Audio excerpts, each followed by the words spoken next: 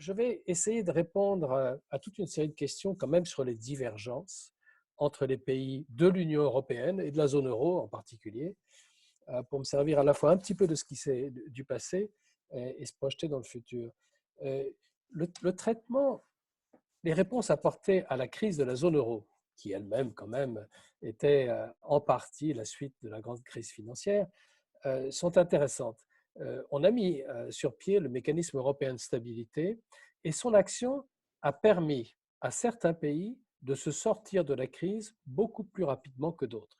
Je pense à l'Espagne, au Portugal et à l'Irlande qui ont fait appel à ce mécanisme, qui ont accepté qu'il y ait des conditions.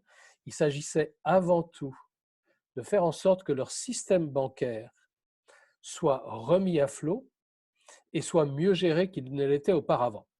Eh bien, il y a eu des réticences, mais finalement, ces pays ont accepté non pas la tutelle, mais ont accepté le conseil et le contrôle des gens, qui étaient la collectivité des pays de la zone euro, qui leur prêtaient de l'argent. Et je veux souligner que tous ces pays sont fiers. Tous les gens sont très fiers de leur passé. Vous n'allez pas croire que les Espagnols ou les Irlandais soient moins fiers que les Italiens ou les Français.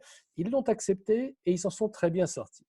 Alors, ceci m'amène à dire que, en ce qui concerne l'Italie aujourd'hui, nous avons tous conscience qu'il y a une forte poussée du sentiment anti-européen en Italie. On a ce paradoxe d'un pays qui est profondément européen par son histoire, par ses engagements passés, mais où le sentiment anti-européen remonte. C'est l'analyse politique, je ne m'étends pas là-dessus. Mais tout de même, le fait que l'Italie hésite, soit réticente à faire appel au MES, alors qu'on a allégé au maximum, si je puis dire, la conditionnalité en disant que ça doit servir quand même à cette crise sanitaire et non pas à faire un pont vers la Sicile. Je mentionne ça parce que c'est quelque chose qui a tellement souvent fait partie des discussions budgétaires, même quand j'étais au ministère des Finances il y a bien longtemps. C'est la moindre des choses. Et peut-être qu'il faut convaincre nos amis italiens que c'est quelque chose sur lequel ils devraient peut-être progresser. Se faire protéger par ses partenaires, cela suppose un minimum de contrôle. Et ne pas le comprendre nous expose à une crise extrêmement grave. Alors plus fondamentalement, les divergences vont s'accentuer. Ça a été dit par un grand nombre d'entre vous. Les points de départ sont différents, que ce soit en termes de productivité, que ce soit en termes de dette publique. Aujourd'hui, les Allemands nous disent, vous voyez, on est prêt à mettre 35% du PIB pour surmonter cette crise. Et si on peut le faire, c'est parce qu'on a réduit notre dette à 60% du PIB. Alors, il y a bien d'autres choses derrière. La dette s'est réduite aussi parce que, comme il y a une préférence pour la dette allemande dans la gestion des actifs de la zone euro, les taux d'intérêt allemands sont plus bas même que ce qu'ils seraient si l'Allemagne n'était pas dans la zone euro. Donc il y a quelques raisons derrière. Mais l'argument a quand même un certain poids. On ne peut pas totalement le négliger. Ces divergences vont s'aggraver.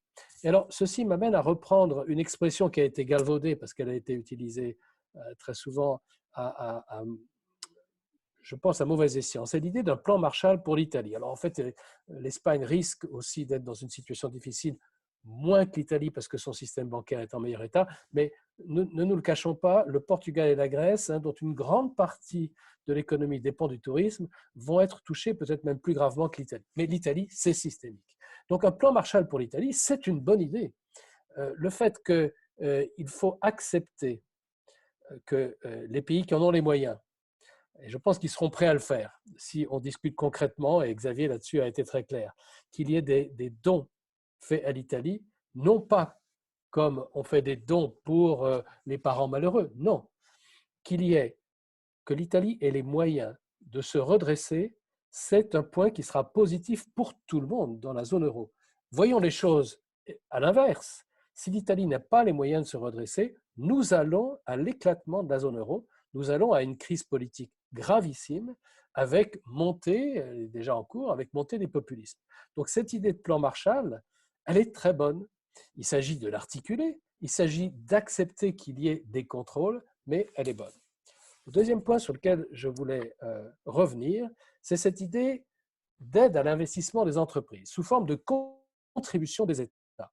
Et je pense que ceci devrait faire partie du plan de relance. Alors, j'ai une position là-dessus qui, ça ne vous a pas échappé, était peut-être un peu différente de tous ceux qui disent, eh bien oui, il faut en profiter pour financer la transition écologique, pour financer ceci, l'Airbus des médicaments, l'Airbus des batteries, et je ne sais quel autre Airbus.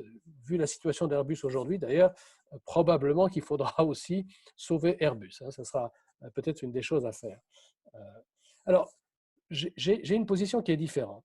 Il me semble qu'il faut tout faire pour que la reprise en Europe soit la plus forte possible. Nous sommes partis dans un scénario en zigzag. La pression est extrêmement forte pour reprendre le travail et ceci est totalement compréhensible politiquement et économiquement. Il ne serait pas possible de poursuivre le confinement indéfiniment. Mais en relevant le confinement, nous savons, c'est ce que disent les épidémiologues, qu'il y a des retours qui se feront, il y aura plusieurs vagues, et nous sommes plutôt partis dans un scénario en zigzag. Eh bien, faisons en sorte que même dans ce scénario en zigzag, chaque branche ascendante soit plus forte que la précédente, de manière à éviter le scénario du pire, celui que j'appelais le scénario en L, et qui nous amènerait à une crise politique gravissime en Europe. Favoriser l'investissement des entreprises en leur laissant le choix de ce sur quoi elles doivent investir, c'est la meilleure manière que chaque euro utilisé aille à la reprise de l'économie et soit le mieux dépensé possible. Croire qu'on va pouvoir flécher ces dépenses pensant qu'on sait mieux que les entreprises qu'il faut pour investir, c'est peut-être justifié dans certains cas, mais ce ne peut pas être justifié si on pense un plan macroéconomique de reprise. Ce qui m'amène à parler un peu plus précisément de la question de la transition écologique. Alors là aussi, je pense que ce que je vous propose est une vision un petit peu différente. Je pense efficacité économique et comment faire pour que l'objectif de décarbonation de nos économies, l'objectif zéro carbone, soit atteint. Est-ce que c'est en mettant des milliers de milliards sur le tapis, ce qui est un petit peu la tendance du Green Deal de la Commission européenne, ou est-ce que c'est en apportant les bonnes incitations et en finançant de manière généreuse la recherche? Eh bien, je pense que c'est dans la deuxième alternative qu'il faut se placer. Si on introduit un signal sur le prix du carbone, alors c'est une taxe aux frontières, ça ne me gêne pas du tout, Xavier, d'utiliser ce mot-là, mais cette taxe aux frontières ne vise pas à lever de l'argent, elle vise à faire en sorte que le prix du carbone soit le même partout, pour tout ce qui est consommé dans l'Union européenne. Ceci se fera par une taxe à la frontière, par des taxes carbone dans les pays qui font ce choix-là, par l'extension du mécanisme d'émission. Toutes ces choses doivent être mises ensemble. L'important, c'est d'avoir le même prix du carbone pour toutes les activités, sans exception. C'est comme cela qu'on modifie les comportements, premièrement. Deuxièmement, c'est la meilleure manière, la plus efficace et la plus rapide de flécher les investissements sans le faire, c'est-à-dire en laissant les agents économiques réagir aux signaux prix. Depuis le premier choc pétrolier, 73-75, le deuxième choc pétrolier, 79-80, on a appris à chaque fois que le signal prix avait un pouvoir extraordinaire sur l'innovation. La consommation des automobiles a chuté, la consommation de pétrole par unité de PIB chute depuis 1980. Alors je vous signale qu'à 20 $ le baril, ça risque de se renverser. Et c'est pourquoi je pense que nous avons une opportunité pour introduire le prix du carbone. Est-ce que ceci est une surtaxation des ménages? Pas du tout.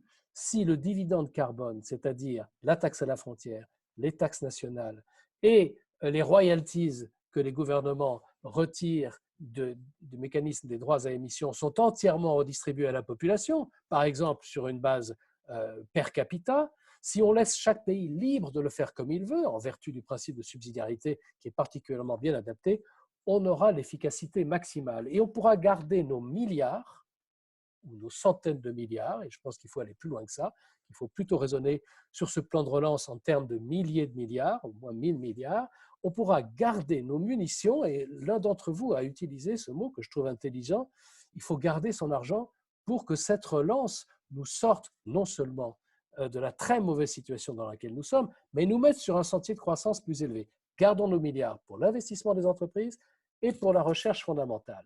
Alors, ceci m'amène mon dernier point sur la question de la recherche fondamentale. Nous avons un avantage comparatif. Produire des médicaments, c'est bien, mais la question du coût doit être posée. Et donc, il faut se poser la question des avantages comparatifs des zones. nous avons en Europe un avantage comparatif qui est celui de la qualité de la recherche universitaire. Euh, bon, on est en concurrence avec les États-Unis qui sont probablement plus avancés, même si certains endroits en Europe, l'université de Cambridge par exemple, sont extrêmement avancés, mais il y en a d'autres. La Chine avance à grands pas, mais nous avons un avantage comparatif. Eh bien, quand on a un avantage comparatif, c'est là qu'il faut miser. En misant sur la recherche, on augmente la productivité future, donc le revenu à distribuer à la population. Moi, je crois que c'est là que nos ressources doivent aller et que nous devons utiliser les signaux prix pour la transition énergétique.